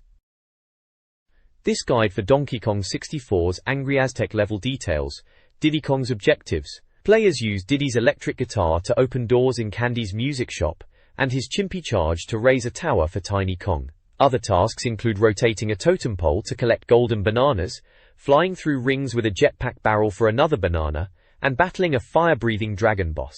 The guide also describes rescuing Tiny Kong from a dungeon using Diddy's peanut pop guns and Chimpy Charge to spell Kong. The level features typical Donkey Kong 64 gameplay, emphasizing collecting items and switching characters. This guide focuses on using Tiny Kong and Lanky Kong in Donkey Kong 64's late game. Tiny's initial abilities are limited until you acquire the feather bow and the mini monkey power, allowing her to shrink and drift. The guide highlights using her in minecart races, like staying back initially and then accelerating. It also mentions using Mini Monkey to trigger events like the tower that rises after hitting gongs. Lanky, despite his clumsiness, is useful due to his long arms, especially his orange stand move learned from Cranky, which helps with slopes and hidden areas. The guide suggests finding blue coins to unlock his moves like Great Pipe and Trombone Tremor. The Free Llama and Lanky section details freeing Lanky in Donkey/Tiny levels by completing a barrel blast game and using his abilities to navigate the environment. Ultimately, the guide provides tips for maximizing their potential in the game's collectathon format. This guide offers tips for navigating Donkey Kong 64's frantic factory level, a complex area filled with challenges. The article highlights key objectives, like obtaining power-ups from Cranky's lab. Specific challenges include metal slopes using Donkey Kong, involving climbing King K. Rool's ship, and collecting golden bananas. Barrel Blast requires players to activate a switch to play and unlock a lever. Lanky Kong must use the orange stand move to rescue Chunky and retrieve another golden banana. Lever pulling involves using DK's Gorilla Grab and completing a DK Bongo Blast to enter the level as Diddy Kong. The guide suggests that players should have gathered specific items: 36 golden bananas, a battle crown, 2 boss keys, and rescued Diddy and Tiny Kong. It concludes with a teaser for tips on defeating the final boss, King K. Rool. This article, focused on Pokemon for the Game Boy, offers tips for players. It highlights multiplayer strategies, like choosing different starter Pokemon and sharing the training of Pokemon such as Diglets, as well as the importance of link cables. It also provides guidance on obtaining fossil Pokemon, including Aerodactyl, Omnitate, and Kabuto, by reviving them at the Pokemon Lab on Cinnabar Island using the old Amber, Helix fossil, and Dome fossil. These tips are presented as a refresher for completing the Pokédex goal. This guide offers advice for navigating the original Pokemon Game Boy Adventure. It provides type matchup strategies for challenging gym leaders like Sabrina, Psychic, Electric, Bug, Ghost, Blaine, Fire, Water, Ground, Rock, Koga, Poison. Most types are good, but watch out for Poison. And Giovanni, Ground/Rock, Water, Grass, Ice. It also highlights locations for rare Pokemon: Zapdos, Power Plant, Jigglypuff, Route 3, Clefairy, MT, Moon, Tangela, Route 21, Version, Exclusive Meowth, Blue Version, Routes 5/7, and Electabuzz, Red Version, Power Plant. Oak's FAQ confirms the single Master Ball, use on Mewtwo, addresses the unattainable Mew in the UK version, and recommends Ultra Balls for Abra. Useful training spots, Route 18, and accessing the Power Plant, O3 Surf, Route 9, are also detailed. The guide concludes with a recommendation for the Pokemon Master Guide for comprehensive gameplay advice. The next page, titled The Game Boy Color Guide to Seaside, is a bit of a laugh really. It's styled like one of those helpful guides, but instead of Pokemon tips, it's warning you about the perils of the beach. It kicks off with a Fig 1, quicksand explanation, deadpan telling you to watch out for protruding head/hand/feet as telltale signs, and to obey them or play like it's your last game ever. Classic. The image itself is pure seaside chaos. You've got the classic beach scene, with candy floss and cold drink stalls, sunbathers, and a lifeguard. But then it takes a turn. There's a bloke in quicksand glued to his Game Boy, a massive green octopus monster attacking another beachgoer, and even a crab scuttling about on the sand looking menacing. The whole thing is underlined with the tagline, "Life's a beach." Unfortunately, the beach is polluted, infested, and hell-bent on killing you. It's taking the mickey out of those sunny holiday brochures, and twisting the idea of a Game Boy guide into something completely absurd. No actual games here, but it's got that late 90s sense of humor for sure. Probably aimed at those of us who were spending more time glued to our Game Boys than actually going to the beach anyway. A funny little interlude before getting back to the serious game reviews, I reckon. The Game Boy Color Guide to Seaside continues its humorous warnings. Fig 2 advises gamers to avoid certain beachgoers while playing. Fig 3 warns of plutochloronatrate eating through flesh, highlighting made-up dangers. A box screams, "Remember, a smart player is a safe player." accompanied by an image of someone suffering a gruesome fate, with Nintendo disclaiming responsibility. A graph A shows brain alertness decreasing with gameplay, suggesting that after 20 minutes players become less aware. The guide humorously states that this makes you as useful as 2 turrets short of a sandcastle. The guide then showcases a lime green Game Boy Color. The whole guide is a comical reminder to stay aware of your surroundings while gaming, despite its absurd scenarios. The Club Mario Letters section features reader responses and reviews. Jeff finds Rayman 2 too easy, prompting a suggestion to find hidden content, while Chris praises new N64 games over the Graystation's offerings, anticipating Zelda and Pokémon Stadium. Nathan is updated on Perfect Dark's delayed release. Martin raves about Pokémon Stadium and the transfer pack, while Lance appreciates the new colored N64 consoles. Alan anticipates Dolphin's potential. The Power Pack showcases a fan drawing of Resident Evil 2. Liam reviews WWF Attitude with high praise, awarding it a 93%. The reader chart lists David Paskew's top N64 games, highlighting the popularity of wrestling titles and the classic Pokémon Red. This page features a quiz clearly about Banjo-Kazooie.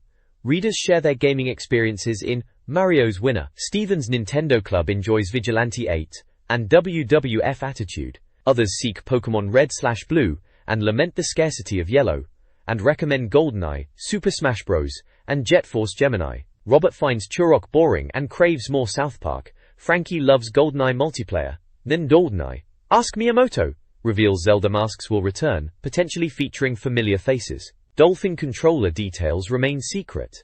Mario will retain his classic charm with updated graphics. Metroid 64 rumors persist, though Miyamoto hasn't been involved. Ganondorf embodies greed, contrasting with the Triforce's virtues. Finally, a free Nintendo/Pokémon calendar for 2000 is advertised. The text discusses various topics within a Nintendo magazine. The Your Email section covers questions about the GameCube, codenamed Project Dolphin, highlighting classic console durability, and reminiscing about beloved N64 games like Mario Kart 64 and GoldenEye. It also touches on Pokémon Yellow compatibility, and a positive experience trading a PlayStation for an N64. Boring Q. Ask Rare reveals details about upcoming Rare titles. Banjo-Tooie will feature numerous playable characters. Perfect Dark promises a longer playtime than GoldenEye, and Conquer 64 is being revamped. A Killer Instinct revival remains uncertain, while a Jet Force Gemini sequel depends on the original sales. Mario's Hit List presents reader opinions. Christmas game requests include DK64 and World Driver Championship. Other preferences include Pokémon the First Movie, Total Test Game Guide, and FIFA 99. The potential inclusion of Mario in the first GameCube game is discussed, and Turok Rage Wars wins Mario's Winner for the month. This article from the official Nintendo magazine highlights the UK Pokémon League during the late 90s craze. The magazine encouraged trainers to submit their teams to compete and potentially be featured. The editor, Dave, challenged readers, boasting his Mewtwo's superiority. A Contenders section showcased reader-submitted teams, offering critiques.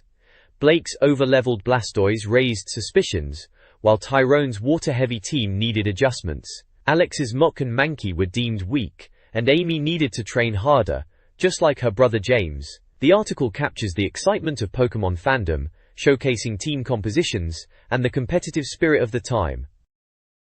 This page is all about Pokémania, right in the thick of it back in the day.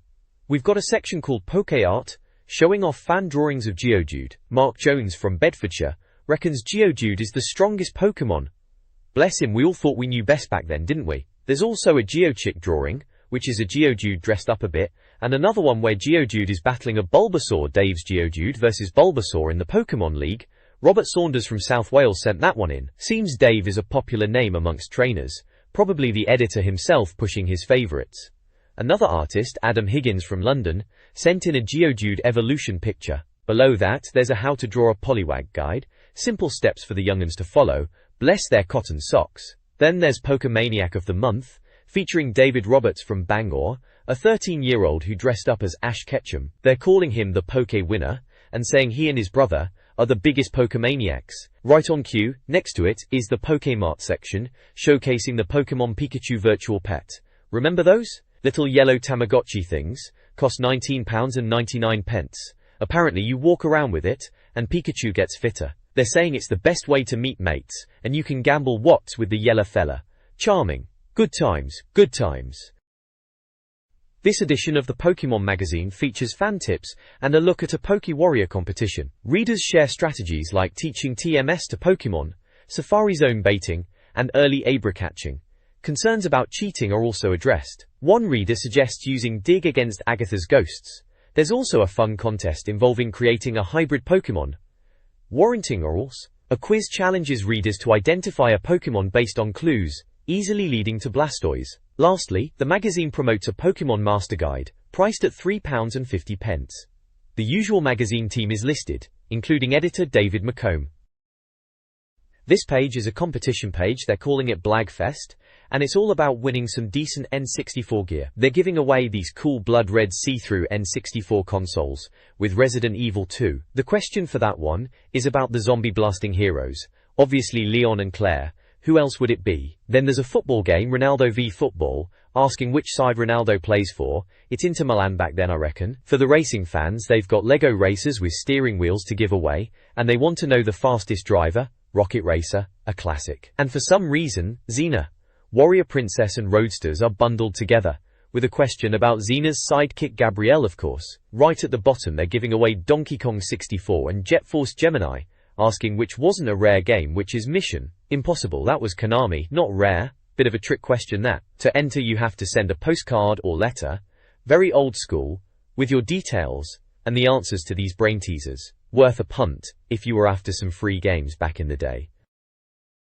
This page is an advert trying to get you to subscribe to the Nintendo official magazine Direct. Big Pikachu on the side there, always a good way to grab your attention back in the day.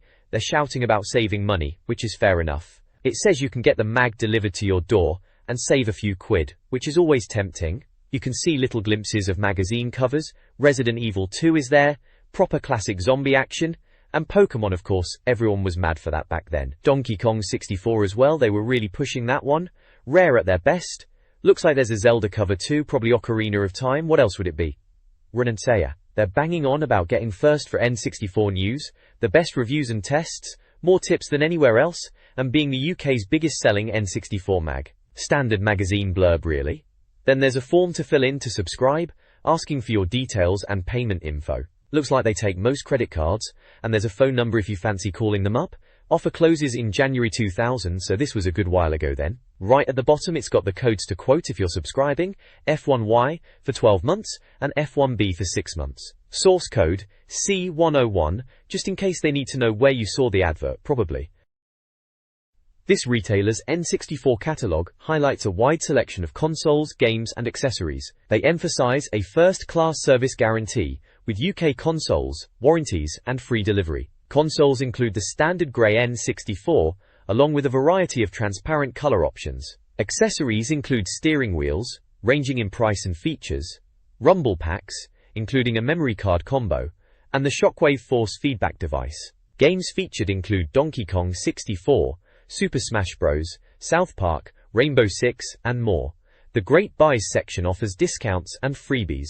A comprehensive list of N64 games, in both UK and US versions, is available.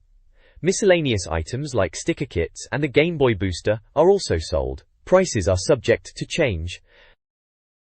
This advertisement showcases a nostalgic collection of late 90s video game merchandise. Nintendo dominates with action figures of Mario Kart racers, Motorized, Zelda and others, along with a plethora of licensed products like character beanies, Yoshi, Donkey Kong, Bowser, and Pokemon items including beanies, keyrings, and shirts. Game Boy Color games, Pokemon Red/Blue, and accessories are heavily featured, with deals on bundles. PlayStation gets some love, with games like Crash Team Racing and Final Fantasy VIII.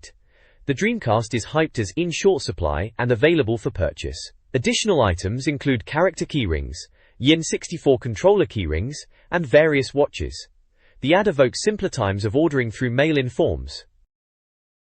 This page is a cracking look at what's hot in the world of Nintendo back in the day, proper late 90s magazine style. It's for Nintendo news, promising the best info on the N64, and all things Nintendo, all officially sanctioned of course. They've got a rundown of what's inside, showing the N64 games featured like Cyber Tiger, Dragon Sword, Hydro Thunder, Paperboy, Sarge's Heroes, Supercross 2000, Tarzan, Tony Hawk's Pro Skater, and the Top Gear games. Over on the Game Boy Color side, they've got Evil Knievel, Metal Gear Solid, Sarge's Heroes again, and Pokemon. The main bit on this page is all about Hydro Thunder for the N64. It's got a game info box, saying it's by Midway, a 3D racer, and coming out in early 2000. They're hyping it up as the wildest water ride ever, with wicked shortcuts and frantic 4-player fun. They reckon it's packed with the fastest speedboats and wicked watercourses, all ramps, hazards and hidden routes, the whole shebang. Looks pretty good from the screenshots, bit blocky as you'd expect for the N64, but looks fast and wet. One of the captions is a bit cheeky, saying you'll struggle to keep your vehicle straight when the water dries up, ha! Then another one calls it an ace driving experience. Very understated for a game they're pushing. Cool or what? Classic magazine humor of the time, I suppose. The next page keeps the focus squarely on Hydro Thunder. It's got some proper in-your-face shots of the speedboats tearing through the water, showcasing the Banshee boat in green, and another bright orange one with flame decals, bit garish, but that's the style back then, innit? There's a bit of text explaining about picking your vehicle at the start, saying you can choose from easy to hard classes. Apparently, if you're a speed freak, you can sacrifice handling for pure power. They mention extra vehicles unlock as you progress, which is standard fare for racers really. They've stuck in a screenshot showing the game in action, looks like you're racing around some castle level, proper arcade style with all the boost and whatnot on screen. Down at the bottom, they're teasing more of these weird speedboats but saying you'll have to complete tournament mode to get your hands on them all. So, the usual carrot on a stick to keep you playing. Looks like they're really pushing this water racer as the big thing for the N64 at the moment. Fast News heavily promotes Hydro Thunder, highlighting its arcade racing elements, time gates, boost crates, and the use of boosts. The review calls it fun and competitive, though not realistic. Other news includes Rare developing Mickey's Adventure Racing, a kart racer, a hardcore wrestling game, ECW, coming to N64, and a price drop for the N64 to £64.99, with Christmas releases like DK64 and Super Smash Bros. Also, Sapphire is working on a futuristic FPS for the upcoming GameCube, Dolphin, and Toy Soldiers is coming to Game Boy Color. This advertisement from Gameplay.com, a mail-order and internet game shop, showcases its offerings, likely targeting Christmas sales. Focused on the Nintendo 64, it highlights bundles, including various console colors and popular games like Mario 64 and GoldenEye, at competitive prices ranging from £60 to £90. Individual game listings feature classics such as Ocarina of Time and Mario Kart 64, priced between £20 and £40. The ad promotes pre-owned games with a 3-month guarantee and trade-in options. Accessories include carry cases, memory cards, and cheat cartridges. Gameplay.com emphasizes customer assurance with a money-back guarantee, free courier delivery, and an order form for mail-in purchases, offering a glimpse into pre-digital game shopping. This page delves into Army Men, Sarge's Heroes for the Nintendo 64. Remember those plastic green army blokes from Toy Story? Well, someone decided to make a game out of it. And here it is. 3Do are the developers, and it's a shoot-'em-up, set for release in January, which probably means early 2000 for this magazine. The article sets the scene. You're Sarge, leading your green troops against the evil Tan Army. A proper toy box war. The mission is to rescue your commander apparently. They also mention a deathmatch mode, for up to 4 players, which could be a laugh with mates. B. Gameplay tips include sneaking around, using the minimap, and taking cover. Sensible advice for any action game really. They showcase some of the weapons you'll be wielding. Grenades for clearing out groups, a flamethrower, bit brutal for toy soldiers if you ask me, and a bazooka for some proper firepower. Crawling makes you harder to spot apparently, useful to know. The screenshots give you a peek at the graphics, standard N64 3D visuals, a bit rough around the edges now, but that's how games looked back then. Seems like a fairly straightforward action game if you were into blasting plastic soldiers. Back in the day. Toy soldiers for the new millennium they're calling it. Awesome or what? They ask. Bit much maybe. This page showcases Cyber Tiger, a new golf game for the Nintendo 64, coming out in January. Electronic Arts are behind this one, and they're calling it an arcade golf sim. Basically, they reckon it's like Mario Golf but perhaps with a bit more oomph. They're talking 300-yard drives and trick shots, so it sounds like they're not taking themselves too seriously, which is probably a good thing for a golf game on the N64. The article highlights crazy courses, mentioning you can play in the Wild West and even outer space. Right, outer space golf sounds a bit daft, even for back then. Apparently they've still got par scores, but expect some crazy hazards. They've got a picture of a Wild West course, looks a bit dusty. There are some tips for playing, like Tiger's got to chip it over the water and concentrate. Groundbreaking stuff. The reviewer seems pretty positive, saying they're expecting big things from it, and reckons it'll keep fans happy with its courses and gameplay. Fair enough, golf games always had a bit of a following, and Tiger Woods' name on it probably doesn't hurt sales. Let's see if this one lives up to the hype. Top Gear Rally 2, released in January 2000 for the N64, is a 3D racer developed by Kemco. The game emphasizes breakneck speeds and features modes like single race, tournament, and multiplayer. Opponents are challenging, and shortcuts are key to success. A license mode requires players to prove themselves to unlock content. The tournament mode includes 5 cups with various circuits, rewarding top finishes with points to unlock tougher challenges. Standard racing advice is provided through tips boxes, including cornering techniques and map usage. Screenshots depict muddy and snowy tracks with various cars. The review suggests the game is a solid addition to the N64 library, particularly for rally fans. It highlights the usual racing game elements of the time, such as tournaments, licenses, and track generators. Top Gear Rally 2 emphasizes challenging gameplay, focusing on mastering car control, particularly sliding, to succeed. The game features diverse tracks with varying surfaces like tarmac, mud, desert, and snow, each requiring specific driving techniques. Create a track mode, generating a new course after each win, is a key feature designed to provide near-endless replayability. The review highlights improvements over the first game in terms of power and playability, suggesting a potentially strong racer for the N64, with the overall impression being cautiously optimistic. This page showcases a collection of late 90s mail-order gaming advertisements. The ads offered a glimpse into a time before the internet dominated gaming. One advert offers cheat codes for various consoles like the Nintendo 64 and PlayStation. Console King promoted consoles, games, and Pokemon merchandise, claiming the best trade prices. New Age consoles focused on second-hand 64 gear and import games, which were often pricier but offered early access to titles. King Cat Entertainment, another prominent advertiser, emphasized Game Boy Color and Pokemon, selling hardware, software, and merchandise. These ads highlight the selection of games available at the time, from classics like Donkey Kong 64 and GoldenEye to import titles and accessories. This was a simpler era, where gaming involved circling desired items in these advertisements, dreaming of the next acquisition. The page reviews upcoming N64 games and reflects on the era's popularity. Paperboy 64, a 3D reimagining of the arcade classic, is described as a pedal 'em up. Despite the addition of Paper Girl, the review suggests it shows its age and needs polish. Pokémon dominates, with the movie breaking box office records. Pokémon Stadium will get a gallery mode in the US, and Pikachu Yellow continues to sell well. Pokémon trading cards are also coming to Game Boy Color. Finally, Tarzan for the N64, a typical movie tie-in game with jungle settings, puzzles, and combat, is also briefly previewed. Dragon Sword, a 3D fighting quest game for the N64 from Interactive Studios, aimed for an early 2000 release, is presented as an alternative for those anticipating a Zelda-like experience. Marketed with typical magazine buzzwords like Amazing Fantasy Quest and Awesome and Vicious Monsters, the game promises an eye-popping quest across 10 lands to defeat a dark god, featuring hack-and-slash combat and scenery destruction. It also boasts a 4-player mode. Screenshots showcase blocky graphics of monster battles. The game's emphasis is on action, with descriptions like nasty baddies and the need to hack 'em to bits. Essentially, Dragon Sword seems like a standard fantasy adventure hoping to capitalize on the Zelda hype.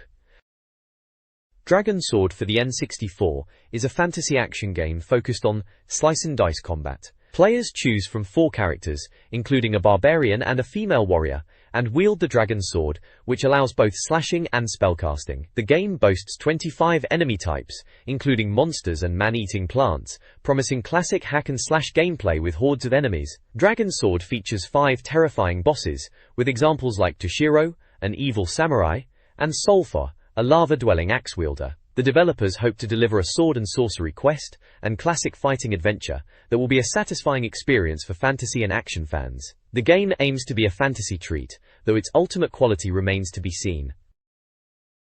Get ready for some exciting new games on the N64 and Game Boy Color.